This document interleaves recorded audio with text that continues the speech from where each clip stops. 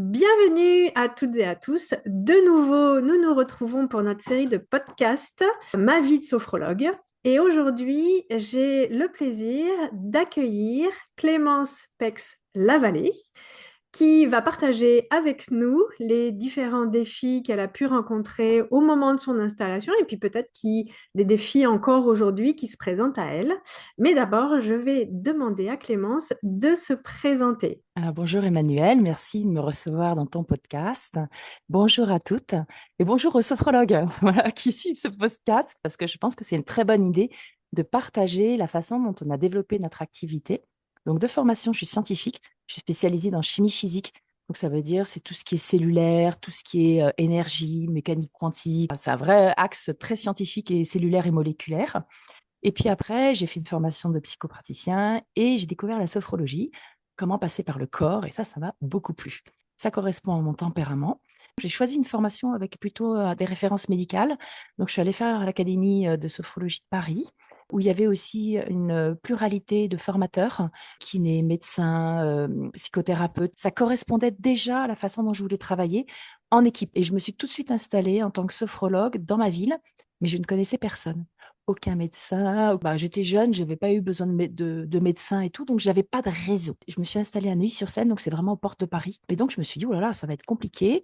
Donc c'était il y a un peu plus de 20 ans. Je suis allée démarcher les médecins. Ils ont tous été super sympas. Ils m'ont reçu comme un visiteur médical. Et d'ailleurs, les questions, c'était, vous faites des massages, vous imposez les mains. Enfin bref, il y a 20 ans, c'était pas connu. La première difficulté, c'est à expliquer la sophrologie.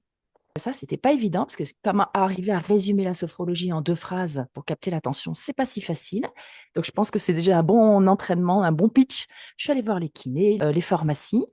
Et puis, j'ai eu la chance, c'est que tout de suite, 3, 4 médecins m'ont fait confiance et m'ont envoyé leurs femmes, leurs filles, leurs proches en fin de compte, ou des patients sur lesquels ils butaient. Ils arrivaient plus. Par exemple, je me rappelle, un gastro-entérologue m'envoyait tous ses patients. Alors nous, on est super parce qu'avec la respiration ventrale, ça fait quelque chose de super pour le ventre. Parce qu'il me disait, bah là, je sais pas quoi faire, ou quelqu'un qui appréhendait un examen. Je pense que le porte-à-porte a très bien marché pour moi, mais ça m'a pris du temps. J'avais trouvé une sous-location dans un cabinet de kiné. Donc j'étais avec des kinés qui m'ont pas envoyé de patients. Mais par contre, ça m'a énormément aidé parce qu'ils m'ont expliqué qu'il fallait entre 3 ans en province pour développer une clientèle et 5 ans à Paris. Parce que les gens zappaient, consomment beaucoup plus à Paris et ils vont te voir une fois, puis ils reviennent pas, ils vont voir après un autre. Donc, pour fidéliser une clientèle et pour se faire connaître, il m'avait donné un timing dans la tête qui m'a aidé à tenir pendant 5 ans, de me dire, je vais pas lâcher. Donc, j'étais chez un kiné qui allait prendre sa retraite et il m'avait dit, ne te focalise pas sur ta semaine. Vois l'année des progrès. Ne reste pas à te dire, ah, cette semaine, j'ai personne. Puis la semaine prochaine, j'ai 3, 4, 10, 15 clients. Il m'a dit, il y aura des hauts et des bas. Vois pareil sur l'année. Donc ça m'a aidé aussi. Quand on est habitué à avoir un salaire tous les mois, quand on compte par mois. Et là, je me suis dit, OK, il faut que je change ma façon de penser. Il faut que je compte à la fin de l'année, quel va être mon bénéfice. Parce qu'il y a mes charges. Dès le premier mois, j'avais des locations qui tombaient. Donc, c'est quand même 3 chiffres à Neuilly qui tombent tous les mois. Et j'avais pas de financement. Ça, je pense que ça m'a énormément botté les fesses. C'est que j'avais pas de financement. Donc, du coup, il fallait que au moins je puisse payer mon loyer, mes assurances, ma communication, mes flyers, parce que moi, je pense que ça vaut toujours le coup. On dit que ça vaut plus le coup de laisser. Mais le petit flyer, la petite carte de visite que vous laissez chez le médecin, il l'a dans son tiroir et il le sort. Et encore maintenant, il me demande, t'as pas un petit truc à me laisser? Et puis j'ai envie d'en déposer dans la salle d'attente.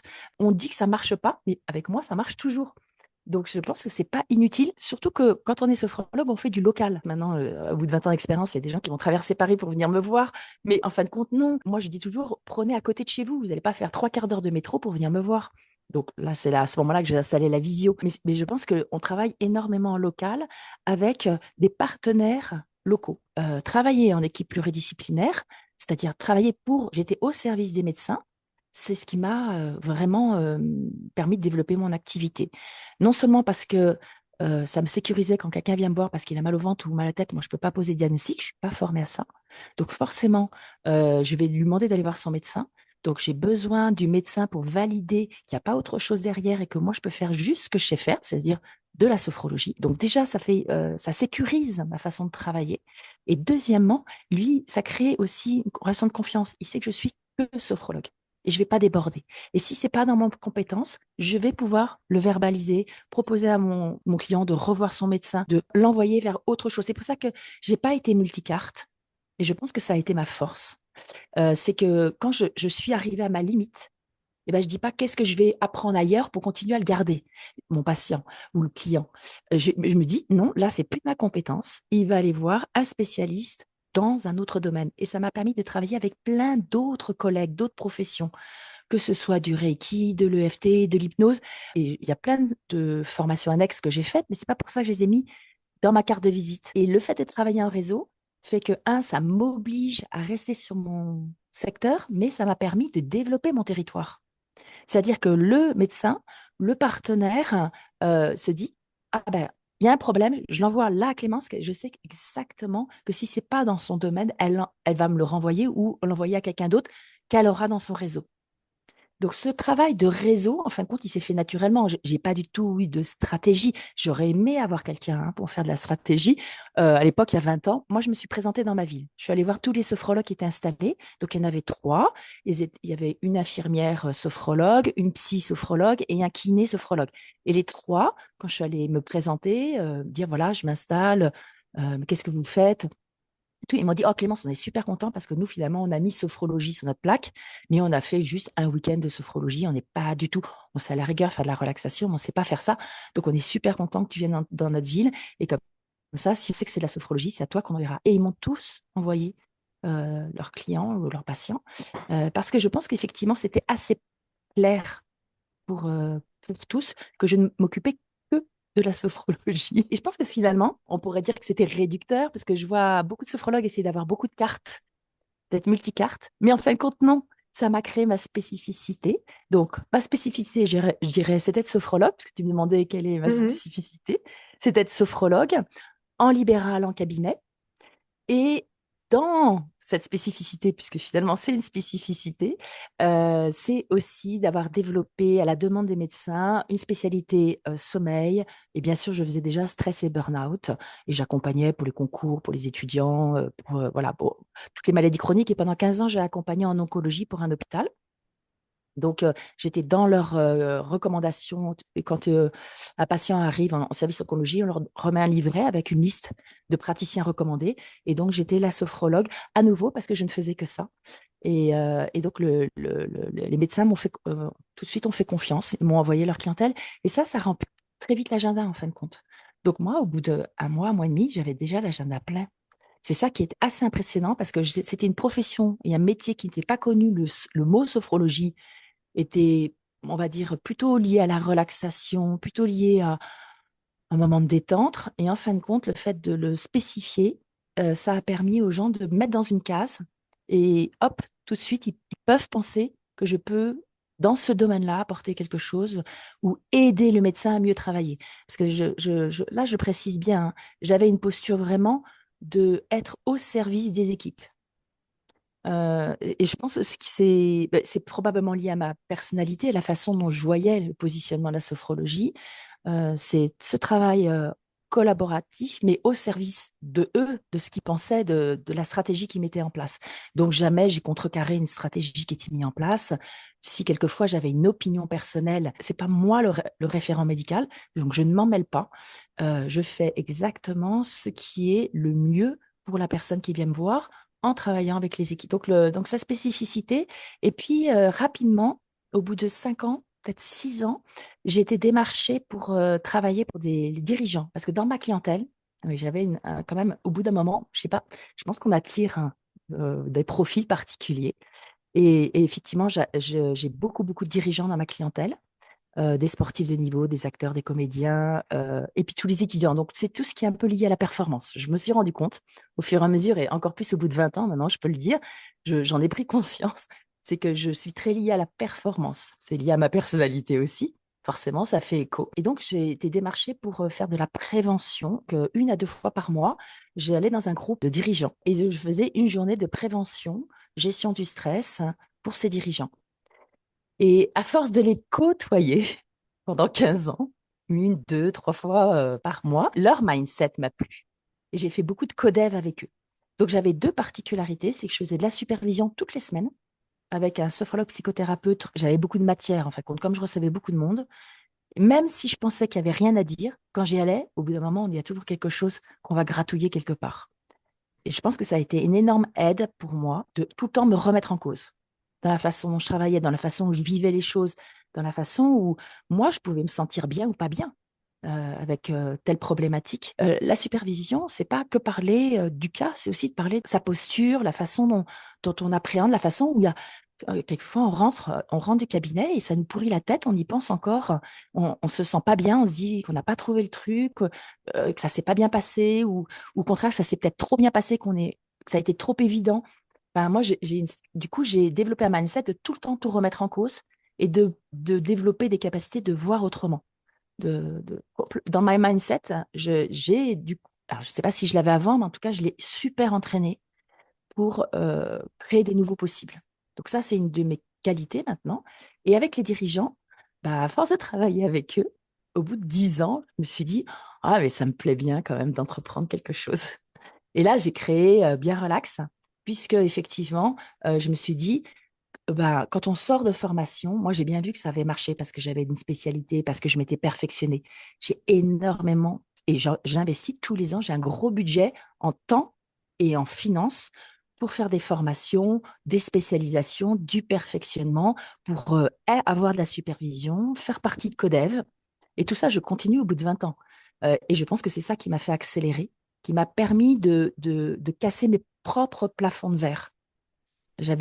On a tous, et moi, peut-être plus ou moins que les autres, mais non, je pense que j'en avais beaucoup, en tout cas, parce que j'ai énormément travaillé sur moi et j'ai encore énormément de travail à faire. Donc, le but, c'est pas d'être parfait ou de savoir bien faire, c'est de faire du mieux possible pour chaque situation.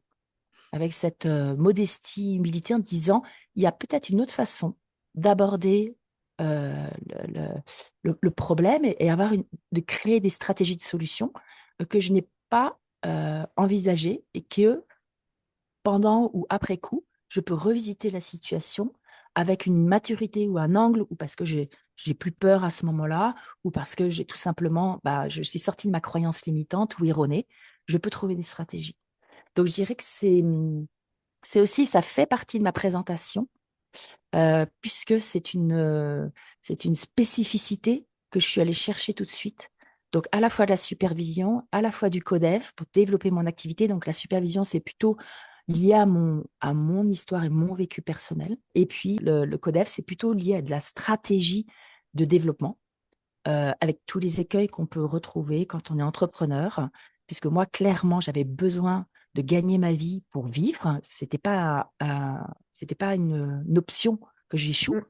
Mm, Donc, il fallait que je puisse trouver, et on se fait embêter partout. Tout est compliqué, administrativement, assurance, fiscalement parlant.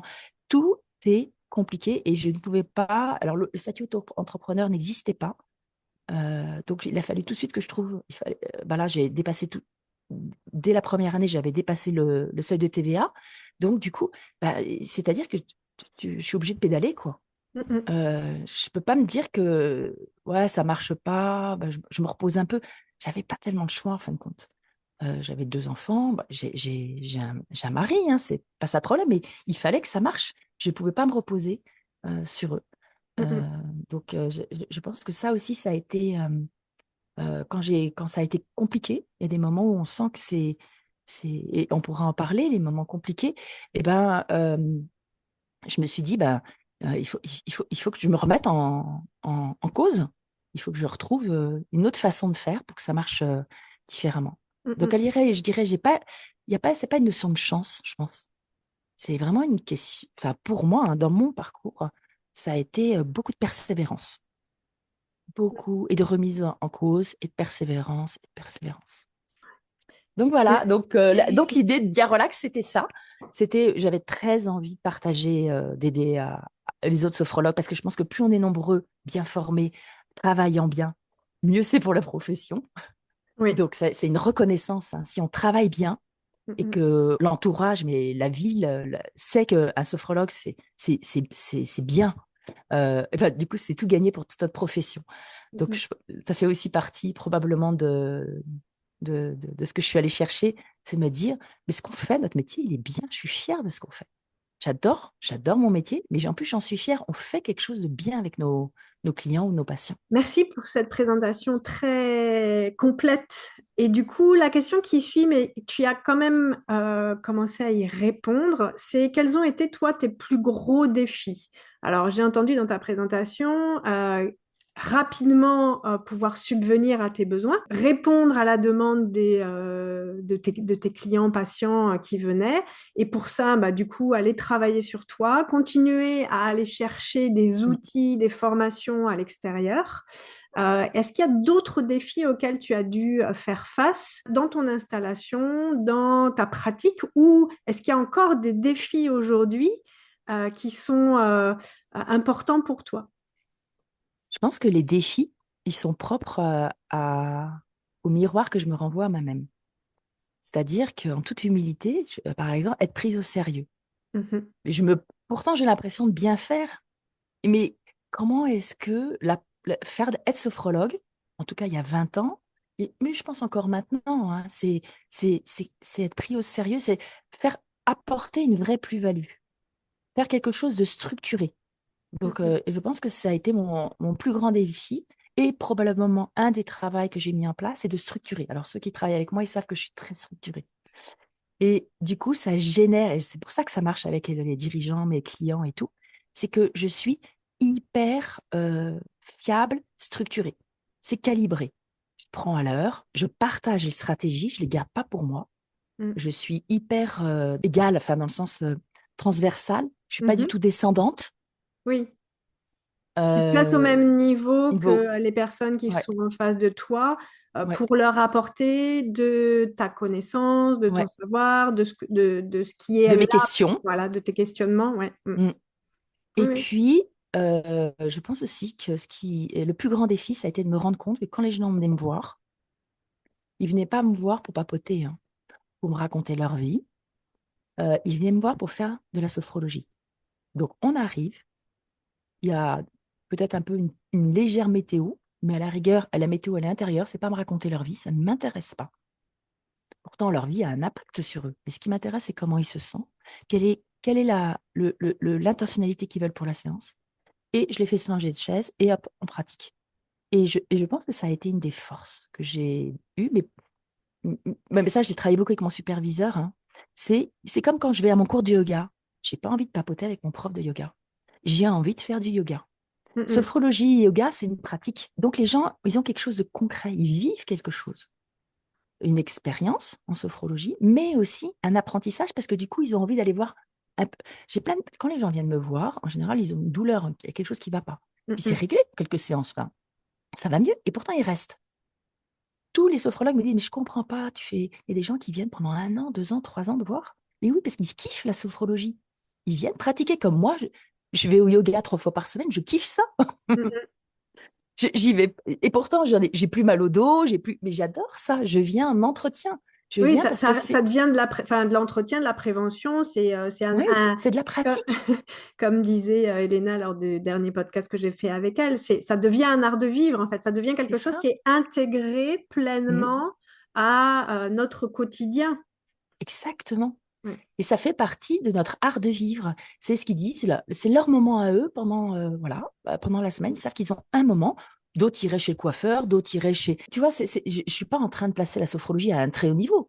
Si je suis en train de dire, on est là pour rendre service, pour aider les personnes à se poser, à pratiquer la sophrologie, tout simplement. Donc, je Mhm. pense que ça a été mon grand défi, c'est de comprendre ça. Et les gens n'ont pas besoin de venir chercher plus, même si j'ai d'autres cartes, si j'ai appris d'autres choses, ils viennent pour faire de la sophrologie. Donc ça a été, je pense, un grand défi pour moi. Ça paraît bizarre de le mettre en défi, mais c'est un défi de se mettre un cadre de travail.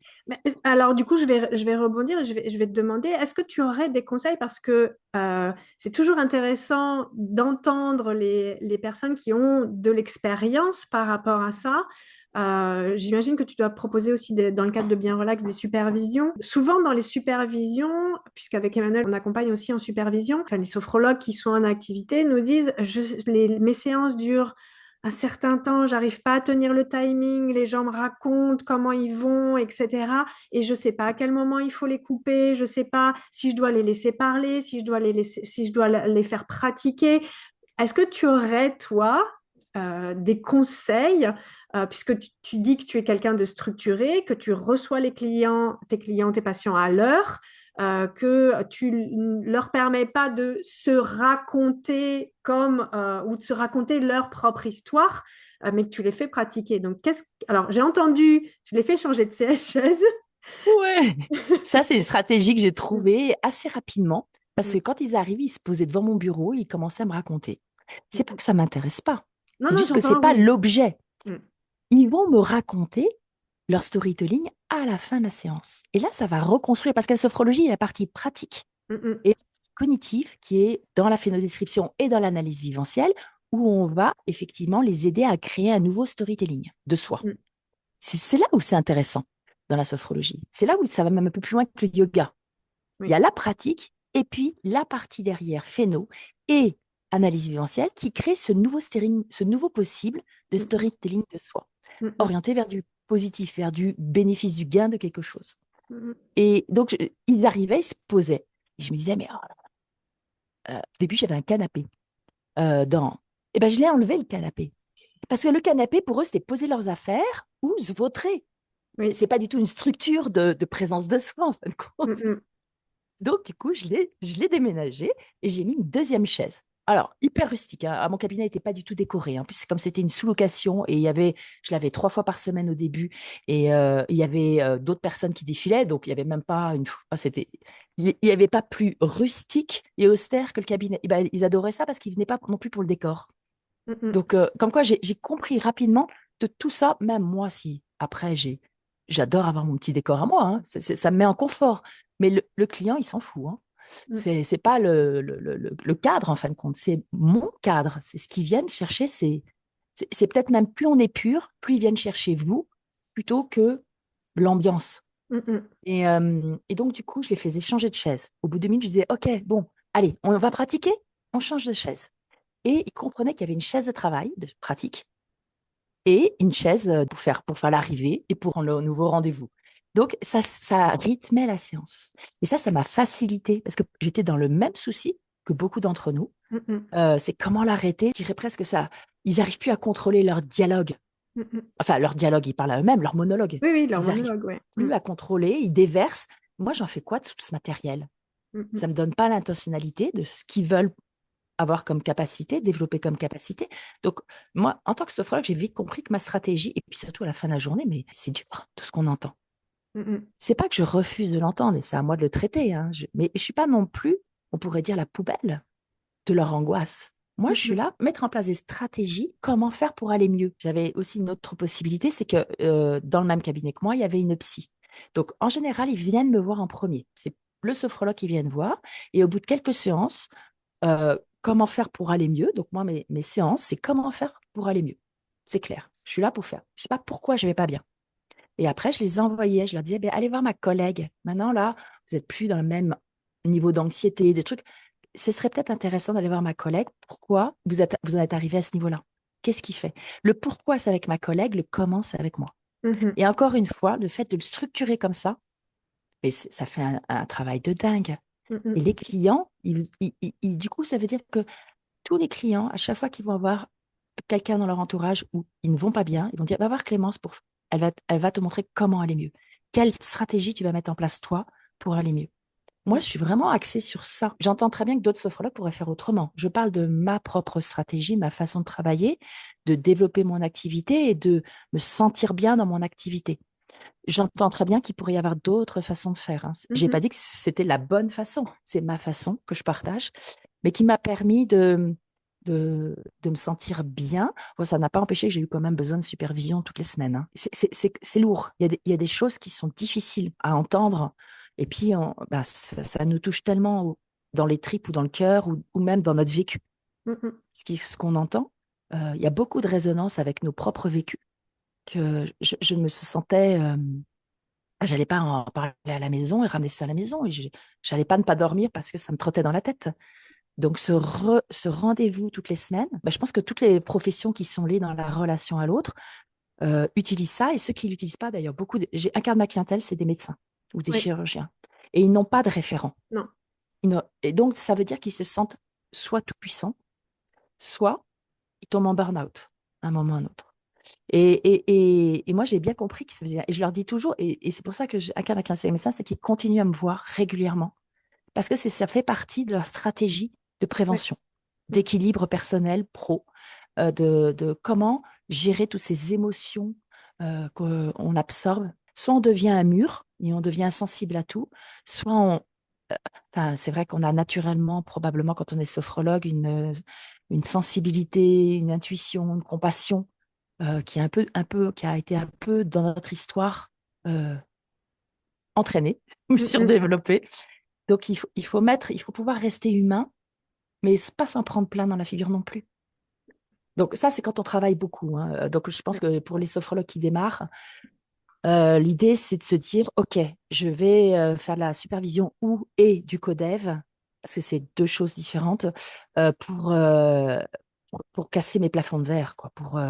Si je patauge dans mon truc, il y a forcément d'autres solutions, mais qui me font peur et que j'ose pas faire. Mm, mm.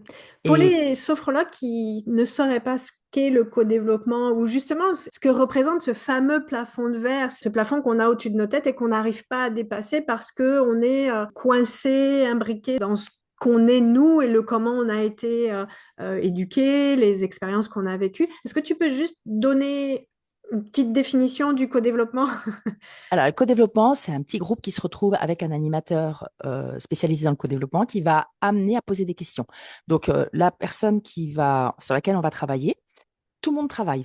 C'est un travail collectif. Donc, ça, c'est une grande force. C'est pas qu'on est en train d'écouter juste ce qui se passe pour l'autre. Non, non, on est en train de travailler. Donc, il y a une personne qui a un problème, elle va devoir poser sa problématique, donc apprendre à poser sa problématique. C'est déjà un énorme travail. Parce que ça va pas bien n'est pas une problématique. C'est Ou d'arriver à j'y arrive pas n'est définir. pas une problématique. Exactement. Donc, du coup, ça demande d'apprendre à poser une problématique. Ça, c'est très, très important parce que si je pose pas la bonne question, j'aurai pas de réponse. Donc, dans notre plafond de verre, souvent, on a peur, on est anxieux, on appréhende, mais on ne sait pas vraiment de quoi. Donc, on apprend à poser sa problématique et tous les autres vont poser des questions sans donner de réponse. Amener la personne à percuter sa conscience pour se dire, ah tiens, j'ai cette question-là, ce serait quoi ma réponse? Donc, ça veut dire qu'il y a tout le groupe qui pose des questions. Mais c'est pas une question orientée pour que, oui, si tu faisais comme ça, ce serait peut-être mieux. Parce que le groupe, souvent, lui, il n'a pas forcément le même plafond de verre. Et puis, lui, ça lui paraît évident, la stratégie. Mais ce qui est pas, c'est pas ça qui est intéressant. C'est que la personne qui est coincée gagne un mindset pour sortir de sa problématique. Donner la solution à l'autre. Et c'est ça que j'ai adoré dans le co-développement et la supervision. C'est que moi, on m'a jamais donné la solution. On m'a juste amené par des questions à revisiter ma façon dont mon mindset était formaté. C'était enfermant, cloisonnant. Donc l'idée, c'est pas de donner une solution, parce que souvent, ça peut arriver, on me dit, ouais, mais toi, tu as la solution, donne-la moi. Je dis, mais ça, c'est ma solution à moi. Oui.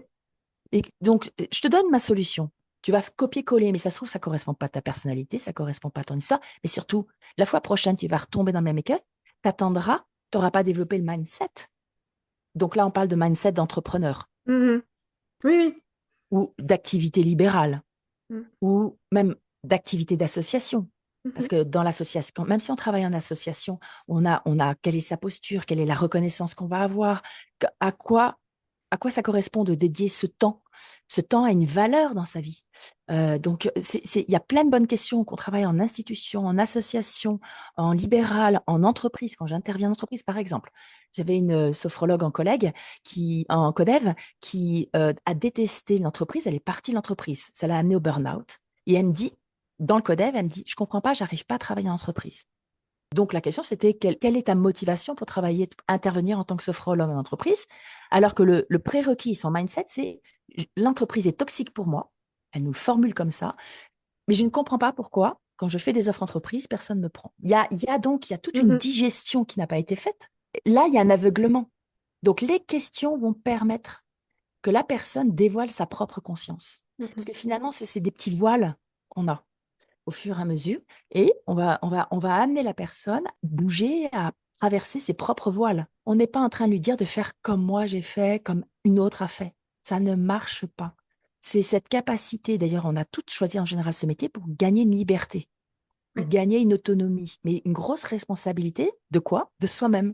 Mhm. Et dans cette responsabilité, ben, il y a tous ces cloisonnements ben, qu'on a, et on les a tous très forts, faut pas croire. D'ailleurs, ça m'inquiète quand il y en a qui n'en a pas. Je dirais dans ce cas-là, si tout est permis, c'est aussi inquiétant. Je pense que tout n'est pas permis. Nous avons une vraie éthique Ouais, avec des valeurs très fortes en sophrologie. Par contre, on a beaucoup de freins. Parce qu'il y a comme au début, une ambiguïté, même une contradiction entre être très généreux et rien à attendre en retour. Et une entreprise, bah, il va falloir avoir du retour, sinon l'entreprise va pas être viable. c'est ça, ça fonctionne Donc, pas. il y a un paradoxe. Mhm.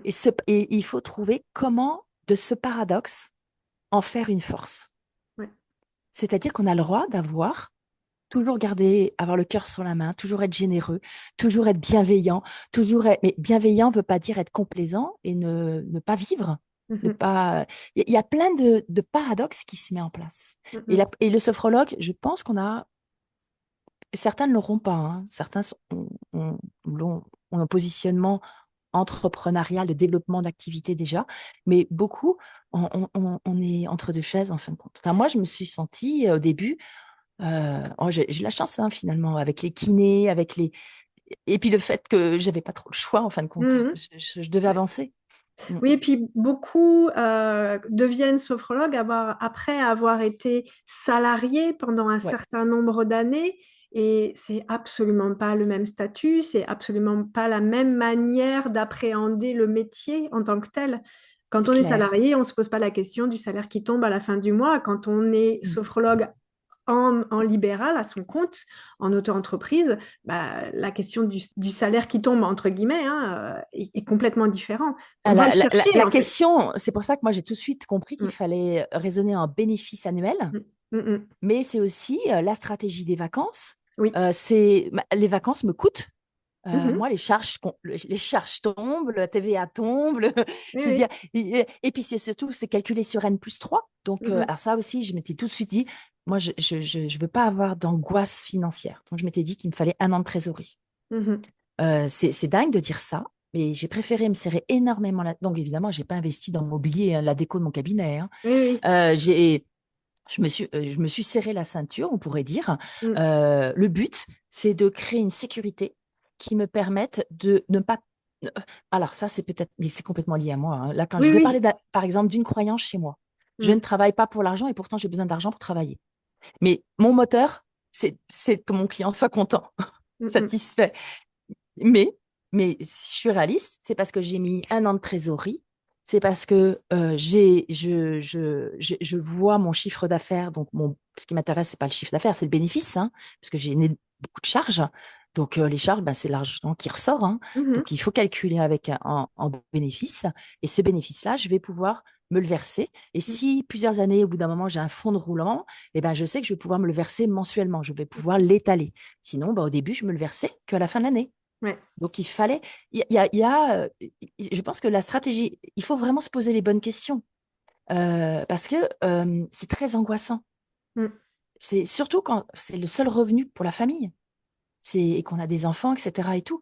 Donc, et je pense qu'on devrait le savoir dès le début de la formation. Alors, Oui. moi, dans ma formation, il y a 20 ans, il n'y avait pas du tout ce côté-là. On apprenait la sophrologie. Il n'y avait pas du tout la partie devenir sophrologue. Mm, mm. Ça C'était y est, absent. mais ça y est pas encore, je trouve, Non. de manière Ouais. suffisamment Ouais. développée, en fait. Ouais. Mm. Donc, j'ai essayé de travailler sur toutes mes peurs. Mm. Alors, ma peur, elle était financière, de ne pas pouvoir payer ma TVA, de ne pas pouvoir payer mes charges.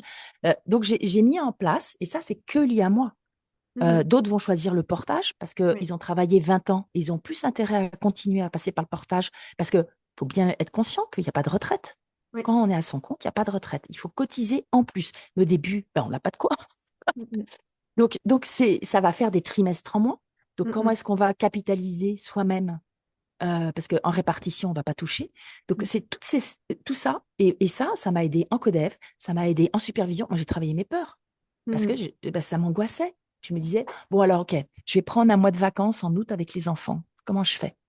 Et en septembre, qui va venir? Ah, la question de septembre. Qui va venir? Alors, ce qui s'est passé, C'est que le kiné, donc, qui avait 40 ans d'expérience, 50 ans, là, il me dit, Clémence, de toute façon, en septembre, même si les gens ont pris rendez-vous en juillet, sache que tu repars à zéro parce que tous les gens vont changer leur rendez-vous. Ils ont d'autres emplois du temps, ils sont bousculés par la rentrée. Donc, ne focalise pas. Parce que je lui ai dit, oh là là là là là, comment je vais faire en septembre pour redémarrer? Si je mets 3 mois à redémarrer, comment est-ce que ça va, comment je vais faire, quoi? Il me dit, ah non, mais alors là, lâche septembre. Et donc, j'ai même mis à tel point que je peux être en, en expérience pour voir ce que ça fait. Et ça a été la bonne solution pour moi. C'est qu'au mois de juillet, je ne donne aucun rendez-vous en septembre à mes clients. Je redémarre zéro. Mhm. Pourquoi? Parce que sinon, je passais. Alors, à l'époque, il n'y avait pas le rendez-vous En ligne. en ligne, etc. et Ouais. tout. Je passais tout le mois de septembre au téléphone à recaler les rendez-vous parce que les gens me disaient, oh, alors finalement, je ne peux pas venir mercredi 10h, je voudrais dans 15 jours. Donc, mon temps, qui est Mhm. une valeur importante de ma vie, Oui, oui. c'est la valeur la plus Mhm. importante, elle se passait en recalage. Et Mhm. avec presque, alors au lieu de le faire, bien sûr que c'est normal que le client, il a tout à fait le droit d'annuler ou décaler ce rendez-vous, mais au bout d'un moment, quand il y en a 10 dans la journée, vous commencez à être vénère. Mhm. Donc, vous pouvez avoir une tendance à mal le prendre alors qu'il est dans son droit. Mhm. Donc, je me suis dit, mais je me mets à subir une situation alors que c'est normal, c'est tout à fait dans le contrat qui fait ce qu'il veut le client. Mhm. Comme on pourrait parler des rendez-vous, ils viennent pas d'ailleurs. C'est Mhm. une bonne question que souvent Ouais. en codev on a ou en supervision on a. C'est comment est-ce qu'on vit Mhm. ces annulations ou ces lapins. Mais donc je me suis dit, je ne donne plus de rendez-vous. En juillet, je ne donne plus. D'abord parce que, peut-être que le client il va déjà bien après les vacances et qu'il n'en a pas besoin. Euh, peut-être moi, c'est intéressant pour moi dans ma stratégie qu'il se pose la question et que quand ils reviennent me voir, ils ne reviennent pas pour rien. Parce que, C'est qu'ils oui, ouais, ouais. savent pourquoi il vient. Mhm. Donc, on pourrait dire que c'est bizarre comme stratégie, mais elle m'a réussi en fin de compte. Parce que les clients, du coup, se posent la bonne question quand ils viennent me voir et ils se réengagent pour quelque chose d'intéressant. Mhm. Et tous ceux qui en ont besoin, ils reviennent. Mhm. Et ils aiment cette liberté. Alors, probablement que moi, dans ma façon de travailler, il y a une grande liberté. Donc, du coup, ça a fait résonance avec ceux pour qui cette liberté a du sens. Ouais. Je rappelle que je pense que, sincèrement, on attire la clientèle. Oui, qui nous correspond, qui résonne Ouais, avec nous. Ouais. Mhm. ouais. Mais du coup, moi, mes clients, ils viennent toujours, ils posent pas de lapin, ils annulent. Mhm. Bon, encore plus avec les systèmes de réservation à distance, c'est encore plus facile. Mais ils payent. J'ai jamais eu, enfin si, ça m'est arrivé 2, 3 fois d'avoir un souci. Il y a des gens qui me disent, bon, tu me fais une facture et je vais te payer 10 séances. Et donc on fait 10 séances et après ils me disent, bon, on continue. Et puis là, ils ne me payent pas la facture. Et je me Mhm. retrouve avec 10 séances et ils payent pas. Et ils Mhm. arrêtent. Donc ça m'est arrivé 3 fois en 20 ans. Bon, c'est pas grave. Parce que c'est une question de valeur, d'éthique. Pourtant, la confiance, je pensais que la confiance était là, le truc. En plus, Mhm. à chaque fois, ça m'arrivait ou à des psys ou avec des coachs. Donc, des gens qui travaillent dans ce mécanisme-là. Je me suis dit, bon, ben, c'est tordu, ben, c'est comme ça. Mhm. Et j'en ai parlé à la supervision, il m'a dit, tu pourrais faire de la relance. J'ai fait 1 fois, 2 fois. On peut se faire planter dans la relation de confiance. C'est OK, l'autre peut vous planter, mais Oui. moi, ça n'a pas changé. Je ne suis pas devenue méfiante pour les autres clients. Je l'ai pas. Le fait de le travailler en supervision fait que je ne l'ai pas reporté en me disant, tous les autres clients, je vais leur mettre une règle super contraignante en plus parce que je me suis fait planter par un autre client une autre fois. Donc, je vais le répercuter dans ma façon d'être. Non. Mhm. Le fait de le travailler, par exemple, en supervision, là, eh ben, m'a permis de me dire, OK, c'est pas parce que ça m'est arrivé une fois que moi, maintenant, je vais avoir peur pour chaque client que ça se reproduise. Et bah oui, ça arrivé, ça peut arriver. Et tant pis, bah, j'aurais peut-être dû être plus vigilante quand j'ai envoyé la facture et que j'ai vu qu'on était déjà à la cinquième, sixième séance et qu'il y avait, pourtant que je rappelais régulièrement à chaque fois, Mhm. hein, Oui. mais la facture n'a pas été réglée, n'oublie pas de régler la facture, etc. et tout. J'ai probablement, moi, été moins proactive parce que je me suis fait endormir dans cette relation de confiance et je regrette pas d'avoir fait confiance. Mais en tout cas, je ne l'ai pas fait répercuter. Ça qui est intéressant. Donc, la supervision, par exemple, pour un truc comme ça m'a permis, on pourrait dire, de ne pas devenir méfiante, aigrie, suspicieuse, contraignante. Quand je vois sur les réseaux sociaux, bah, s'il ne vient pas, maintenant je mets 48 heures à l'avance, si vous annulez pas, vous allez payer la séance. Mais ce n'est pas vrai. Le client a le droit d'annuler même 1 heure avant. Il Mhm. a même le droit de vous faire un lapin. Dans la loi, il a le droit. Oui, oui. Ça peut arriver. Et c'est comme ça. Et c'est là où c'est important justement d'aller travailler ses peurs, d'aller travailler ses croyances, d'aller travailler Sa colère, sa sa colère. Voilà. frustration, sa Ouais. Mm. rancœur. Oh, un défi qui m'est arrivé. Voilà, une sale journée. C'était en mai, c'était au moins il y a 15 ans. Et donc, je dis à mon mari, non, non, on prend pas le pont parce que j'ai plein de demandes pour le vendredi. La journée complète, j'ai 12 patients. Franchement, on prend pas le pont, on part pas avec les enfants. Je suis dans le lancement de mon activité, c'est l'effort que je veux faire. Mon mari me dit, OK, je te comprends. Les 12 patients ont annulé. Il faisait super beau, ils sont tous partis en week-end. Les 12, ben, je leur ai pas fait ni payer, ni être en colère. Je comprends. Bien sûr qu'ils avaient une autre priorité à ce moment-là. Bien C'était de sûr, partir oui. avec leurs autres enfants. Mm. Ils se sont excusés gentiment. Ils disaient, oh Clément, je suis désolée, mais il fait trop beau. On est parti en week-end finalement. On part, voilà. Ce que j'aurais adoré faire. Mais c'est la règle du jeu. Ben alors, par contre, j'ai travaillé en supervision. Et là, ben, le superviseur, dans la supervision, il m'a dit, est-ce que c'est 12 parce que toi, as tellement envie que ton activité marche? C'était si important que ça. Et puis, du coup, on était resté à Paris, enfermés entre quatre murs. Euh, et là, je me suis dit, ben non, finalement. Ça m'a fait évoluer ma croyance parce Mhm. que j'étais tellement à vouloir réussir que tout était bon sacrifice. Ça m'a permis de Oui. redéfinir mes valeurs. Et Mhm. l'année suivante, il y a eu des ponts. Je n'ai pas donné de rendez-vous. Oui. Ça Mais permet de ça m'a... définir ses priorités aussi. Ouais, ouais. Mm. C'est-à-dire qu'encore une fois, ça a été un travail pour moi, Oui. pas pour mon client. Mhm. C'est cette expérience m'a permis de me dire, mais en fin de compte, là, mais oui, j'ai besoin, je veux que ça marche, je veux Mhm. satisfaire mes clients, je veux que le bouche à oreille marche, je veux, mais en fin de compte, tout le monde est gentil à la maison, ils savent que j'y tiens à ce que ça marche, mais en même temps, moi, j'ai aussi besoin de passer du temps avec eux. Ils n'ont pas à se sacrifier Oui. pour moi, mon développement à moi, Mhm. professionnel. Donc, je pense que les erreurs que j'ai faites, Mhm. ou pas les erreurs, les expériences qui n'ont pas été satisfaisantes, ont été des bonnes façons en supervision de me redéfinir, de sortir de ma croyance en me disant, si je suis pas là tous les jours, ça va pas marcher. Si je suis pas là, si je réponds pas, dis pas tout le temps oui à mon client, ça va pas marcher. Tu vois, j'avais plein je m'imposais plein de croyances. Merci Clémence pour tous ces partages. Le temps file et je sais que le temps est important. Est-ce que tu aurais un dernier conseil, une dernière chose à évoquer pour les sophrologues qui nous écoutent? On va te faire de la sophrologie, de pratiquer pour soi Pratiquer la pour soi. sophrologie. Nous, on a mis en place des groupes d'entraînement toutes les Mm, semaines, parce que ça, moi, je m'en serais pas sortie. Et surtout, ça continue, ça permet effectivement de continuer à pratiquer l'adaptabilité et puis à revisiter plein de choses que je n'avais pas comprises, moi. Je les avais apprises, mais pas bien mm, mm. comprises, intégrées. Et puis, même 20 ans après, je continue à découvrir des choses. Donc, et puis, c'est sûr qu'il faut... C'est pas facile. Je reconnais que c'est pas facile quand même. C'était pas facile il y a 20 ans parce qu'il y avait personne et que personne ne connaissait la sophrologie et qu'on me prenait pour une tarée. Et c'est pas facile maintenant parce qu'il y a plein de sophrologues et différents types de sophrologie. Donc, donc, ce qui est le plus important, c'est d'investir en vous.